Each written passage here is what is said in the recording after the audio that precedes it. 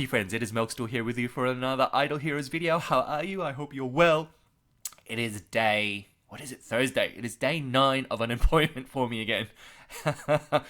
For those of you that know me and have followed me since the start of the year, you know that I have been unemployed for a lengthy period of time, and I find myself in unemployment again, and with a vast amount of time on my hands to make useless Idle Heroes videos that less than 1,000 people in the world actually watch. But for those of you that actually do follow me, you are fiercely loyal, and I appreciate that. But with that in mind, we are here to do more videos. As you would have seen, I've started a series called Masterclass, and that's just my way of downloading everything I've learned about the game into a series of videos.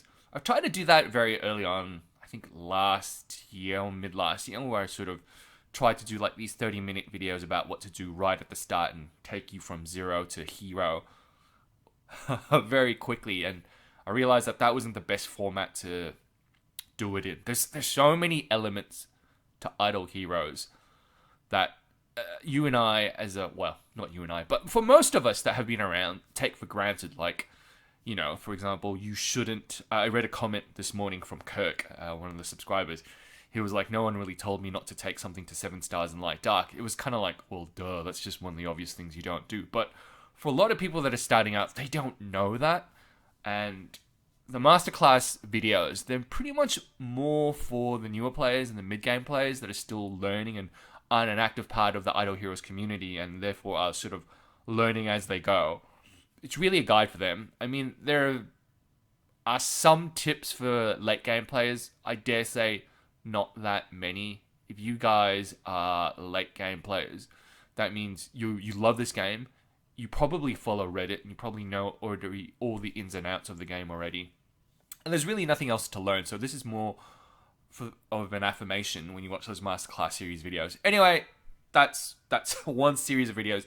The other series of videos that I'm kicking off, well, not kicking off, done this previously once before, but I'm going to continue now, is I'm just going to, every week or every couple of days, I'm going to do a review of the Reddit posts, because I think the stuff that they bring up on Reddit is quite topical and quite relevant, and I'm just going to go through a selection of those and give my thoughts on what's being discussed. So here it says, first one, how about a next button in Brave Trial? So admittedly, Brave Trial, a lot of us are clearing the day stages, especially if you're late game or mid game, very easily. There's not really much of a challenge. It's more of a challenge for the early game players. I recognize this gentleman's want and need for it. Obviously, the complication here, if you're a developer and you're coding, it's kind of like, well, they don't really set the lineup at the start. Well, you have to keep setting different lineups, and in the absence, well, do I make the assumption that the lineup stays the same when they smash, and I keep smashing until someone dies? Because how programming works is it's much easier if you have a set lineup that is known, and then you just smash multiple times with that lineup, like you do for Guild Wars when you're attacking a particular fort, or for event raids. It's that coding already exists. The kind of smashing that you need to do here is a bit more challenging, and that's why you'll never get smashing on Guild War for like just a smash all button that will smash every single fort. It's not that easy to code. If you're a programmer, you kind of know what I'm talking about. If you're not, just these small things that you think are convenient, the reason why they don't do it, one, sometimes, yes, it's because they're not aware of it, because the devs probably don't play the game every day like you do. They probably view it from a different angle, as in how hard is it going to be for me to add this feature, and what more coding and testing do I have to do? Whereas for you, it's kind of like, yeah, just add this, it's really useful. So that's one side of it. It's like they probably don't play it as much as you do, but then the other side is, like I said, it's a big coding challenge. What's the payoff? I could be working on other enhancements of the game, more future features for the game, rather than these small functionality updates. It's a balance, right? It doesn't annoy me, Brave Trial. I get it, for some it does, but I would say the bigger cheese to fry is you don't really fry cheese. The bigger fish to fry is probably fixing Guild War. Like, a lot of people do not like how much effort is involved every day when you do have to do Guild Wars. So they really do, like, even though we bring up all these suggestions, the reality is the community has to prioritize for the devs what they want. Certainly that's what we would do, because there's obviously a lot more suggestions than there are hands on deck to do those things. Second Sword Flash Zia on Android. I mean, it's crazy. The fact that people have one, let alone two, it goes to show just how rich some of the individuals playing this game are. It's like, it's one of those, it's it's one of those funny things. Like, if people knew, if someone in the real world did an article on this game, they would be just deeply shocked at how much money is expended on this mobile game. When you consider things like, you know, Call of Duty, that franchise, and just how much development hours, how much promotion goes into it, and you work out how much they make, you would probably argue that, given all that effort for like $100 and what they get, right? Admittedly, they get way more people playing the game, but you would just argue, is it really the best return on investment? Like, if I gave you $1,000 to invest in, say, and you could buy shares in Activision, who make the Call of Duty franchise, or you could invest in DH Games, what would you put your money in? Like, I would dare say I would put my money in DH Games, simply because I think the amount of development effort, the cost that they run, the overheads that they have in developing and maintaining this game is far less than Activision, and they just make a ton of money. And it's exemplified by the fact that some people have 2 Sword Flash Seers, which I think is just crazy. I'm surprised, frankly, that Barry doesn't have it already. Out of everyone that would have 2 Sword Flash Seers, I thought it'd be Barry, I thought it'd be GDP, and it's just more like a fuck you in your face type situation. But good for them, right? For the most of us, the reality is we're never going to compete with these people. And I'm perfectly comfortable with that. I'm having fun with my lineup, and one day we're going to each have a Sword Flash Seer if that's what we want. But we have, because it takes so long to get 5 million COTS or the purple space crystals, the reality is when we get 5 million, at least we're going to have a choice. We're going to see the newly transcended heroes, and we're going to be able to pick the best one for our lineup, which I think there's some merit in making us build to 5 million and wait, rather than spend $2,000 up front. Because if I gave you $2,000 up front right now, what would you rather do? And okay, let's say I gave you $2,000 credit, because I know if I gave you 2,000 actual dollars, most of you would fuck off and buy other games. But if you got $2,000 credit for Idle Heroes, what would you rather, right? And I said you can either do Transcendence, or I'll give you $2,000 worth of artifacts. And $2,000 worth of artifacts is, for reference, each artifact, if you were to buy it during the campaign week, is about $150, right? So this week is campaign week. Let's say you don't have universal crystal shards. If you wanted to go for the dildo, it would basically cost you circa $170. Sorry. So you're going to get, if I gave you a choice between 10 artifacts, anything you wanted, or the Void Seer, what would you rather right now? I would definitely go for the artifacts, because, as I always say, artifacts are enduring and heroes are not. Heroes come and go. So good on these guys for having so much money to spend on a simple mobile game. Holy what? Oh yeah, what do you get? 2 Sherlocks. That's a pretty decent pull. That's very decent. That'll go a long way. I don't know why he's orbing outside of a Prophet Orb event, but he's obviously he is obviously really happy at that result. How to complete Tower of Oblivion. Yeah, so there are obviously just a couple of waves that no one's clearing. I did it the old school hard way. I basically had to copy the guy that went before me, so I've already finished it. I finished it a couple of weeks, maybe a couple of months ago. It doesn't actually tell you when you finished it, but I finished it 4th on my server, and to finish it, I basically copied the 3 guys ahead of me with the lineups. That's why I have 2 Amun-Ra's. Because in the old days, before all the new heroes came out, you actually needed 2 Amun-Ra's to get to 650. It was actually possible to get to 650, and someone actually did it, right? And everyone just basically copied that guy on my server. Nowadays, with there's a greater selection of heroes, and the fact that you have those super artifacts and you can get to level 645, 650. No, sorry, 345 and 350 now. Tower of Oblivion's just a piece of cake. Like I said in my Void videos, the PvE meta is shifting from Sealand, Tower of Oblivion, all the stuff that used to be hard, and it probably should be easy now for most people, and it's going to Void. They want you to focus your attention on something else. That's why they give you the buffs for finishing certain PvE events, right? They're inflating powers and artifacts simply because they want you to, and giving you these buffs when you do complete these things, simply because they want you to start focusing your attention here on Realmsgate, which is hard now, and that new PvE mode on Void, whatever that is. I forget the name. But that's Tower of Oblivion, so you should see a lot more people just offering tips about how to finish this, and most people just stuck on the min wave, and there's a lot of advice on how to pass that. What direction should I take to make my PvP team better? This guy needs to watch my masterclass. So masterclass, if I put my masterclass hat on, right, and I look at what he has, he's obviously trying to run the Delacium army. I mean, this guy's got a pretty decent lineup. It's not bad.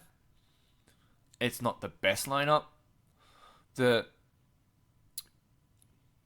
first question this guy needs to ask himself is, where does he stand competitively in PvP? Which tier does he belong to? And that's not going to make a lot of sense to you, so I encourage you to watch Masterclass 4 if it doesn't.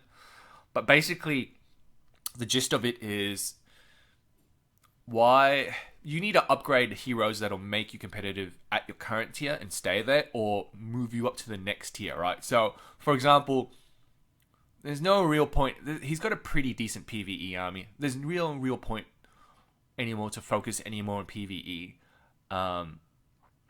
So then the question is, well, okay, PvP, what do I build?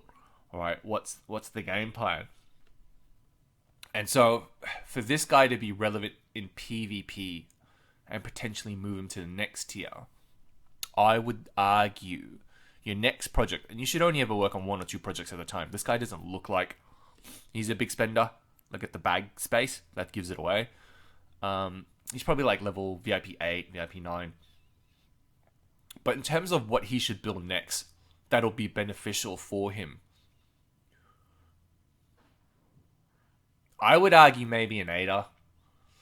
An Ada or a Belrain. I'm leaning towards Ada because he's close. And he needs an Ada to basically clear Aspen Dungeon. I think PvP wise, he doesn't have enough to get to the very top. I haven't seen a server. I don't know what server he's on. So that's why it's hard to answer these questions. It lacks a lot of context. We're in a context vacuum. So just looking purely at lineup, because if this guy on server 1, right, I'd be like, there's no point. Like, just build anything you want. This guy was on a different server, like a very later server, like far later than my server. And Vice is different yet again. So he's got a strong enough PvE team. It's a question of what do you believe his end objectives now should be, right? Should it be to clear Aspen? So then over the long run, he can get to 350, because everyone's going to get to 350. You might think 5 levels is not enough, but you'd be surprised. Like in a carry meta, 5 levels of speed is a lot, especially if everyone else is at 345. Your carry's at 350 with a Rogan. Your carry's got first. So that's why I'm mixed between he should either build Ada to E5 because he's the closest in terms of getting her there. She's only 2 copies away. Or a Belrain, who's useful for both PvE and PvE, and will continue to be relevant, I think, going forward. Amon-Ra is kind of out of the meta. Could build a second Garuda. Could build his first carry. I mean, that's where my head is at. He doesn't have enough copies for Russell, so he should not start down that journey. He doesn't have enough copies for Rogan. He should not start down that journey. So those are his choices. Belrain, Ada. That's it. There's nothing else you can do. Maybe Ithaqua, but like I said, I think his PV is already good enough. So this guy said, could be DA, Belrain, Grudish, yeah. Carry. Finish Drake, build Rogan. See, this guy doesn't... The problem with this kind of advice is, by the time you do all this, new heroes would have come out, and anything that he would have suggested there could potentially be out of date. That's why it's critical just to work on 1, 2 at a time, and for those 1 or 2 to have a material impact on your lineup, and not have too much of a 4-hero game plan until you get enough heroes of those copies of those heroes. Like it's kind of meaningless to plot things out too far in advance. Like Kerry, he's 3 copies. That's 9-star. He's like 6 copies short. Arguably, by the time he gets the next 6, it's out of date. That's why the real advantage is more focusing on the heroes that you have a chance of getting to 6-star, well, E5 here and now, like over the next month, literally. So that's why I'm almost tempted to say double Rooter as well. But yeah, those are my thoughts. So then, conscious of time. Yeah, this guy's got a lot of dragon scales, or what I call corn bits, because it looks like corn. They don't look like dragon scales. Yeah, this is the level 3 chess is useless to me now. I'm mim hunting more or less now, just because I'm trying to build my Mim Cheese team for, honestly, just to play around with it. Because I have so many heroes now that it's more about getting the right copies and just experimenting more than it is about these old school heroes, which, I don't know. What I do with my dragon scales, if you're interested, is I just buy 4-star shards for light and dark when they offer it. And they're available with the level 1 chest for 2,000 scales. That's what I use my dragon scales for in the main. So here we got another where do I go with my account. So this guy, level VIP 8-9, this guy's got a very old account, right? He's either got a very old account or he's got it looks like he's an inherited account. And if he hasn't, he's one of those players that just has ignored everyone for the longest time and just not bothered with it. But this looks like an inherited account from like just the old days. Or he's just come back to the game. Basically, nearly all his heroes are out of date. So what do you tell this guy? Basically, your strategy is it's driven by copies. It's what copies do you have? It's copies, because you have enough food. You can regress, replace a ton of these heroes. It's just a question of where are your copies? Like, I don't see his bag. That's why it's hard to give advice. Like, what should I do with my lineup? I don't know. I don't understand the context. I don't know what's in your bag. I don't know where you're on PvE. So in the absence of any meaningful information, it's kind of like people saying, well, I've got $1,000. What should I do with it? That $1,000, like the advice you give, it's if you're a financial planner, you cannot give that advice without knowing what situation that person is in, right? For example, the advice you would give a multi-millionaire is completely different to someone who's like 100% in debt. And it's different yet again to someone who is, for example, near death's door and has a pension coming in, compared to someone who's young, up at start, and trying to build his personal financial wealth, right?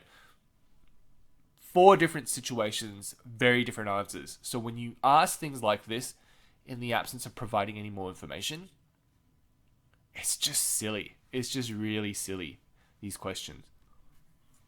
Maverick frame or Guild War frame? So I've already responded to this post, but the answer is each frame does a different thing. And there's a video as well. If you want to watch the video, it's it's somewhere in my video collection. A couple of weeks ago, you can't see that, but I've already done a video on which frame is best. The answer is, if there is no best frame, every frame does something different. The Black Friday 2019 frame is good for crit. The IDA frames are good for health, and the Guild War frames are good for CC immunity, right? And when you compare frames, you have to compare it on a net basis. And what I mean by that is, if both frames give you 19 health, what's your advantage? The answer is nothing. There is no advantage because you both have plus 19 health, right? It's only when there's a difference in the stats, right? So when you look at fully upgraded frame, the differences are here where I've highlighted, right? So if you compare an IDA frame to a Black Friday frame and you net out, say, the crossover in health advantage, then IDA frames, when compared to a Black Friday frame and a Guild War frame, give you just a bit more health. So if you need that little bit more health in your lineup, you run an IDA frame. And that logic applies across to Black Friday and Guild War, if you're wondering. Anyway, that's the Reddit review for this week. I could go on for hours and hours talking about these posts. But I thought I'd just respond to the top 5 because they're probably the most topical and the newest. Hope you have a great week ahead, guys. I will see you for the exciting mid-something event tomorrow. Mid-spring festival event? Whatever it is, mid-autumn event. They're getting us to spend again, and Daddy's wallet is out, even though I am unemployed and poor. Thanks, guys.